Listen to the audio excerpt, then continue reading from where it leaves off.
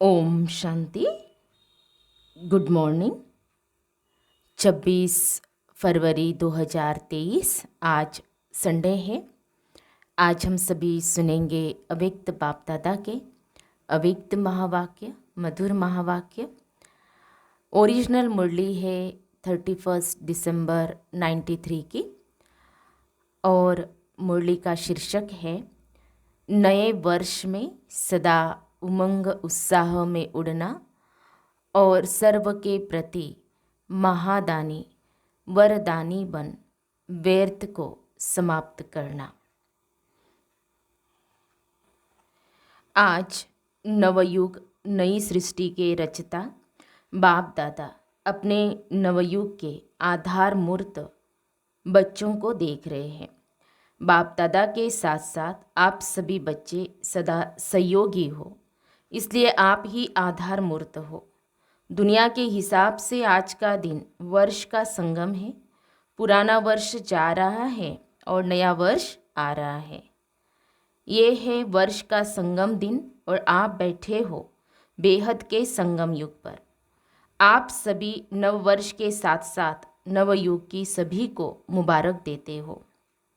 एक दिन की मुबारक नहीं, लेकिन नवयुग के अनेक जन्मों की मुबारक देते हो। इस संगम पर अच्छी तरह से अनुभव करते हो कि इस समय हम ब्राह्मण आत्माओं की नई जीवन है। नई जीवन में आ गए हो ना। ब्राह्मणों का संसार ही नया है। अमृत वेले से देखो तो नई रीत नई प्रीत है। पुरानी दुनिया की दिनचर्या और नए जीवन ब्राह्मण जीवन की दिनचर्या में कितना अंतर है। सब नया हो गया। स्मृति नहीं, स्मृति नई हो गई, वृत्ति नई, दृष्टि नई, सब बदल गया ना। और नई जीवन कितनी प्यारी लगती है। वैसे भी नई चीज़ सबको प्यारी लगती है। पुरानी चीज़ छोड़ना चाहते हैं और नई चीज़ लेना चाहते हैं। तो इस समय का यह छोटा सा नया संसार है। संसार भी नया और संस्कार भी नए। इसलिए दुनिया वाले भी नए वर्ष को धूमधाम से मनाते हैं। मनाने का अर्थ है उमंग उत्साह में आना।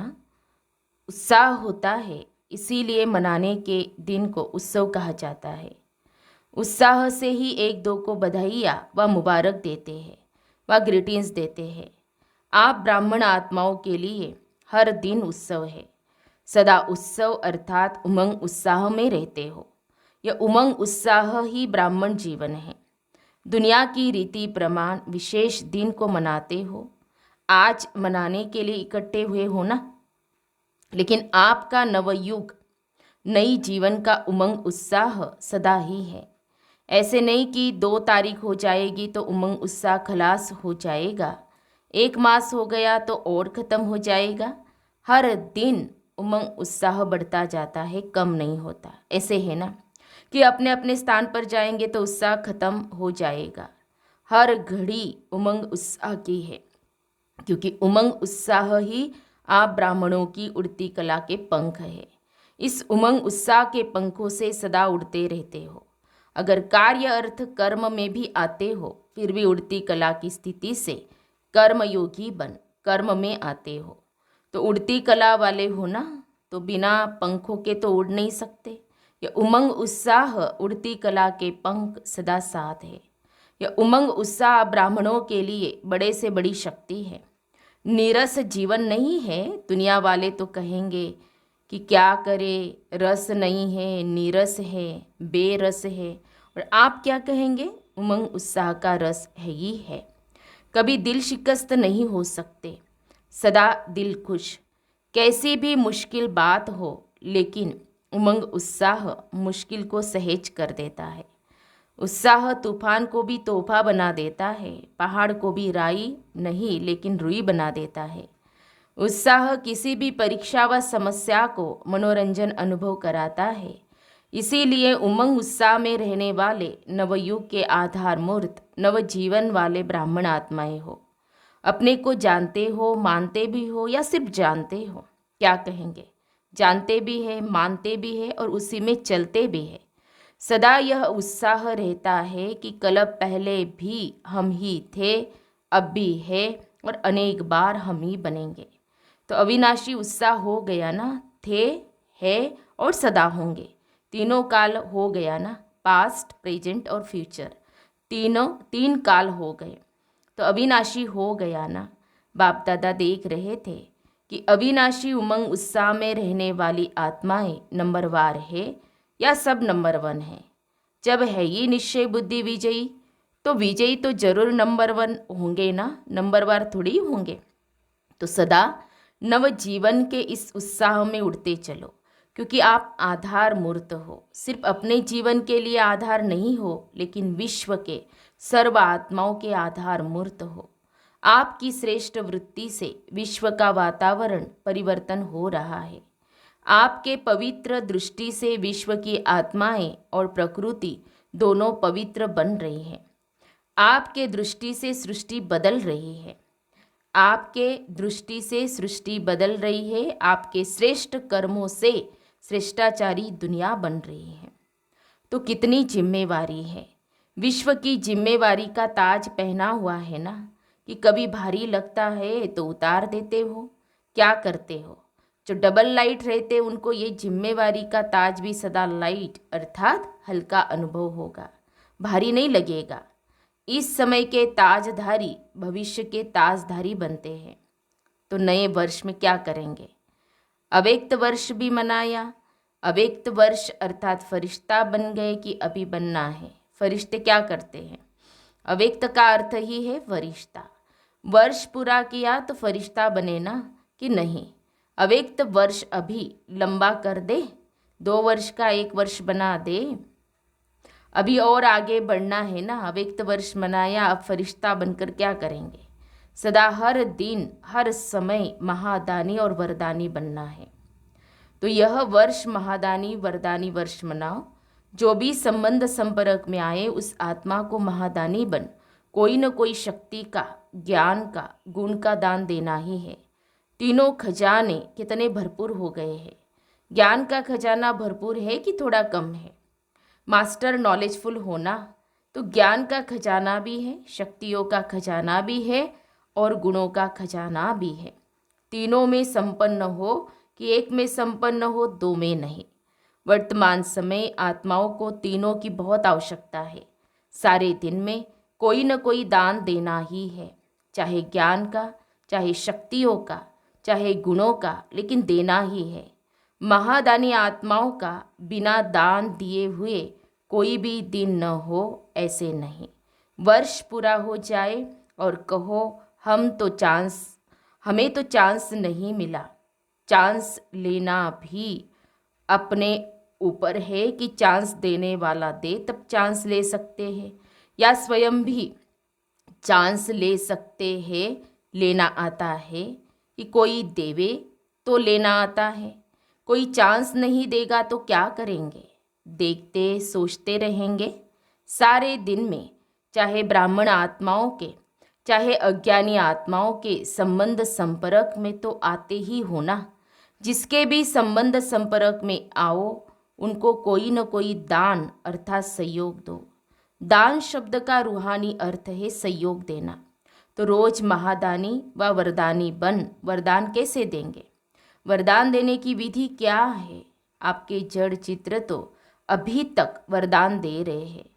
तो वरदान देने की विधि है, जो भी आत्मा संबंध संपर्क में आए उनको अपने स्थिति के वायुमंडल द्वारा और अपने वृत्ति के वाइब्रेशंस द्वारा सहयोग देना अर्थात वरदान देना। कैसी भी आत्मा हो, गाली देने वाली भी हो, निंदा करने वाली हो, लेकिन अपनी शुभ भावना, शुभ कामना द्वारा, वृत्ति द्वारा, स्थिति द्वारा ऐसी आत्मा को भी गुणदान या सहनशीलता की शक्ति का वरदान दो। अगर कोई क्रोध अग्नि में जलता हुआ आपके सामने आए तो आग में तेल डालेंगे या पानी डालेंगे? पानी डालेंगे ना, कि थोड़ा तेल का भी छींटा डालेंगे। अगर क्रोधी के आगे आपके मुख से क्रोध नहीं किया, मुख से तो शांत रहे, लेकिन आँखों द्वारा, चेहरे द्वारा क्रोध की भावना रखी तो भी तेल के छींटे डाले। क्रोधी आत्मा परवश है, रहम के शीतल जल द्वारा वरदान दो। तो ऐसे वरदानी बने हो कि जिस समय आवश्यकता है उस समय सहन शक्ति का तीर नहीं चलता है। अगर समय पर कोई भी अमूल्य वस्तु कार्य में नहीं लगे तो उसको अमूल्य कहा जाएगा। अमूल्य अर्थात समय पर मूल्य कार्य में लगे। तो इस वर्ष क्या करेंगे? महादानी वरदानी बनो। चैतन्य में संस्कार भरते हो तब तो जड़ चित्रों द्वारा भी वरदानी मूर्त बनते हो। संस्कार तो अभी भरने हैं ना, कि जिस समय मूर्ति बनेगी उस समय भरेंगे। महादानी वरदानी मूर्त बनने से व्यर्थ स्वतः ही खत्म हो जाएगा, क्योंकि जो महादानी है वरदानी है, दूसरे को देने वाले दाता है। तो दाता का अर्थ ही है समर्थ। समर्थ होगा तब तो देगा। तो जहाँ समर्थ है वहाँ व्यर्थ स्वतः ही खत्म हो जाता है। समर्थ स्थिति है स्विच ऑन होना। जैसे इस स्थूल लाइट का स्विच ऑन करना अर्थात अंधकार को समाप्त करना, ऐसे समर्थ स्थिति अर्थात स्विच ऑन करना। तो स्विच ठीक है या कभी ठीक कभी लूज हो जाता है या फ्यूज हो जाता है। ऑन करना तो आता है ना। आजकल तो छोटे छोटे बच्चे भी स्विच ऑन करने में होशियार होते हैं। टीवी का स्विच ऑन कर देते हैं ना, तो स्विच ऑन होने से एक एक व्यर्थ संकल्प को समाप्त करने की मेहनत से छूट जाएंगे। अव्यक्त फरिश्तों का यही श्रेष्ठ कार्य है। और क्या नवीनता करेंगे? अव्यक्त वर्ष में अपना चार्ट रखा था कि कभी रखा कभी नहीं रखा, कभी कभी वाले बने या सदा वाले बने, कभी कभी वाले ज़्यादा है। तो इस नए वर्ष में नया चार्ट रखना। क्या नया चार्ट रखेंगे? बाप दादा पूछ रहे हैं। 4 सब्जेक्ट को तो अच्छी तरह से जानते हो, तो इस वर्ष का यही चार्ट रखना कि चारों ही सब्जेक्ट में, चाहे ज्ञान में, चाहे योग में, धारणा में, सेवा में, हर सब्जेक्ट में हर रोज कोई न कोई नवीनता लानी है। ज्ञान अर्थात समझदार बनना, समझ देना और समझदार बन चलना। ज्ञान में भी नवीनता का अर्थ है जो अपने में कमी है उसको धारण किया तो नवीनता हुई ना। ना से हा हुई तो नया हुआ ना। इसी रीति से योग के प्रयोग में हर रोज कोई न कोई नया अनुभव करो। योग में बहुत अच्छे बैठे, बहुत अच्छा योग लगा, लेकिन नवीनता क्या हुई? परसेंटेज बढ़ना भी नवीनता है। आज अगर आपकी परसेंटेज योग की 50% है और कल 50 से वृद्धि हो गई तो नवीनता हो गई। ऐसे नहीं कि एक ही मास में 50-50 लगाते जाओ। तो चारों ही सब्जेक्ट में स्व के प्रगति में नवीनता, विधि में नवीनता, प्रयोग में नवीनता, औरों को सहज योगी बनाने में और परसेंटेज बढ़ना माना नवीनता। किसको दुख दिया, किसको क्रोध किया, ये तो कॉमन चार्ट है। ये तो आपकी जो रॉयल प्रजा है वह भी रखती है। आप रॉयल प्रजा वाले हो या राजा हो, तो नवीनता से स्वतः ही तीव्र पुरुषार्थ की समीपता की अनुभूति होती रहेगी। समझा क्या चार्ट रखना है? और हर 3 मास में रोज का नहीं यहाँ भेजना, काम बढ़ जाएगा। इस वर्ष तो आपको इकोनॉमी भी करनी है ना। यह वर्ष विशेष इकोनॉमी का है, एक नामी और इकोनॉमी। ज्ञान सरोवर बना रहे हो तो सब में इकोनॉमी करना, सब खजानों में, समय में भी, संकल्प में भी, संपत्ति में भी, सब में इकोनॉमी। तो हर 3 मास का स्वयं ही साक्षी होकर चार्ट चेक करके शॉर्ट में अपना समाचार देना। हर 3 मास में देखना प्रगति है या जैसे है वैसे ही है। गिरती कला में तो जाना नहीं, लेकिन ऐसा भी नहीं कि जैसा है वैसा ही हो। पुरुषार्थ में मिडगेट नहीं बनना। मिडगेट अच्छा लगेगा, ऐसे नहीं कहना कि चाहते तो थे लेकिन क्या करे, क्या क्या नहीं कहना। ब्राह्मणों की यह भाषा नहीं है कि क्या करे, कैसे करे, ऐसा करे, वैसा करे, लेकिन दूसरों को भी सहयोग देंगे कि ऐसे करो। समझा क्या चार्ट रखना है? अब देखेंगे कौन कौन क्या करता है। बाप दादा स्नेह के कारण नाम अनाउंस नहीं करते हैं। किसने क्या क्या किया जानते तो है ना। आजकल टीवी का फैशन है। बाप दादा के पास भी टीवी है। बाप दादा जानते हैं जो पिछले वर्ष काम दिया वो किसने कितना किया। नाम अनाउंस करे, हाफ कास्ट कितने रहे, फुल कास्ट कितने रहे। तो इस वर्ष महादानी वरदानी मूर्त स्वयं प्रति भी और सर्व प्रति भी बनो और हर रोज कोई न कोई नवीनता अर्थात प्रोग्रेस अवश्य करो। तो ये हुआ स्व के पुरुषार्थ के प्रति। सेवा में क्या करेंगे? सेवा में भी नवीनता लानी है ना। मेले भी बहुत कर लिए, प्रदर्शनियाँ तो अनगिनत कर ली, सेमिनार कॉन्फ्रेंस भी बहुत की। अभी आवाज़ बुलंद करने वाले माइक तो तैयार करने ही हैं, लेकिन उसकी विधि क्या है? वैसे पहले भी सुनाया है, लेकिन किया कम है। सेवा की रिजल्ट में देखा गया है कि बड़े निमित्त आत्माओं को समीप लाने के पहले, चाहे कोई नेता है, चाहे कोई बड़े इंडस्ट्रियलिस्ट है, चाहे कोई बड़े ऑफिसर हैं, लेकिन उन्हों को समीप लाने का साधन है उन्हों के सेक्रेटरी को अच्छी तरह से समीप लाओ। आप लोग बड़ों के ऊपर टाइम देते हो, वो अच्छा अच्छा कहकर फिर सो जाते हैं। उन्हों को फिर जगाने के लिए इतना टाइम तो मिलता नहीं, न वो देते हैं न आप जा सकते हो। इसलिए सेक्रेटरी जो होते हैं वो बदलते भी नहीं हैं, बड़े तो सब बदल भी जाते हैं। आज एक मिनिस्टर की सेवा करते हो और कल वो प्रजा बन जाता है। तो सेक्रेटरी काफ़ी सहयोगी बन सकते हैं।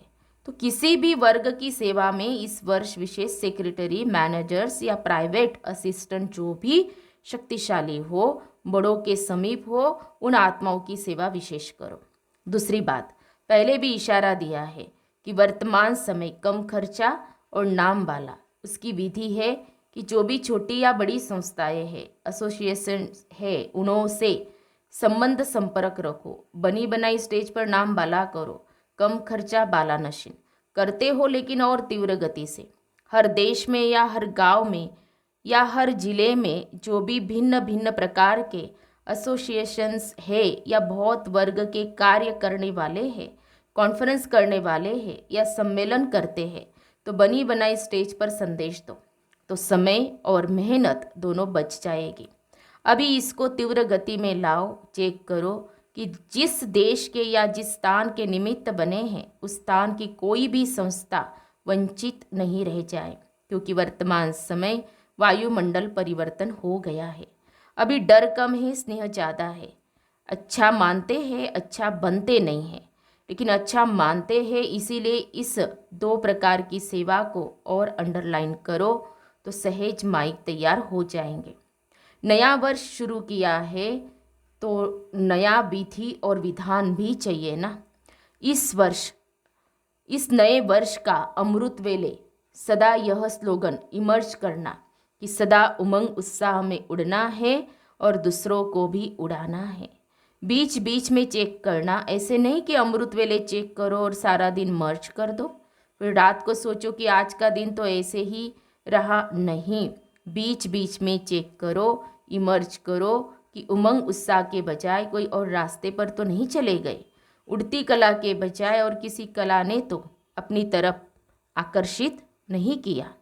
अच्छा, चारों ओर के नव जीवन अनुभव करने वाले सर्व ब्राह्मण बच्चों को, सदा नव युग के आधार मूर्त श्रेष्ठ आत्माओं को सदा संकल्प, बोल और कर्म द्वारा महादानी वरदानी आत्माओं को सदा स्वयं की स्थिति द्वारा औरों की परिस्थिति को भी सहज बनाने वाली समर्थ आत्माओं को, सदा हर दिन स्वयं में प्रगति अर्थात नवीनता अनुभव करने वाले समीप आत्माओं को, सदा एक नामी और इकोनॉमी करने वाले बाप समान समीप आत्माओं को बाप दादा का याद, प्यार और नमस्ते।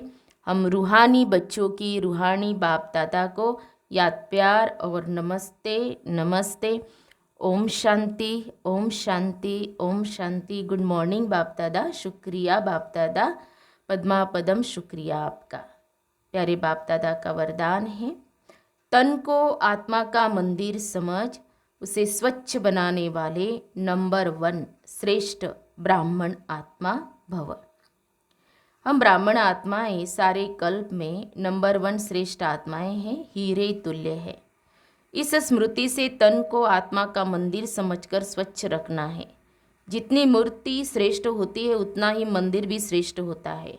तो इस शरीर रूपी मंदिर के हम ट्रस्टी हैं। यह ट्रस्टीपन आपे ही स्वच्छता वह पवित्रता लाता है। इस विधि से तन की पवित्रता सदा रूहानी खुशबू का अनुभव कराती रहेंगे। स्लोगन है, रूहानियत में रहने का व्रत लेना ही ज्ञानी तू आत्मा बनना है। रूहानियत में रहने का व्रत लेना ही ज्ञानी तू आत्मा बनना है। तो हम सब ने सुने प्यारे बाप दादा के मधुर महावाक्य, अव्यक्त महावाक्य। तो आज प्यारे बाप दादा ने हम बच्चों को अटेंशन दिलाया कि बच्चे, तुम्हें हर पल महादानी वरदानी रहना है, बनना है, देते रहना है। बाबा ने जो खजाने दिए हम बच्चों को, ज्ञान का खजाना, गुणों का खजाना, शक्तियों का खजाना, ये बांटते रहना है। और इस वर्ष में जो बाबा ने कहा ना कि यह कार्य इस वर्ष माना, ये बाप दादा ने जो कहा 93 की ये मुरली, लेकिन अभी हमें ये जो अंत का भी अंत समय चल रहा है, तो विशेष बाबा ने ये विधि बताई, जितना महादानी वरदानी बनेंगे उतना व्यर्थ भी समाप्त होता जाएगा। ओम शांति।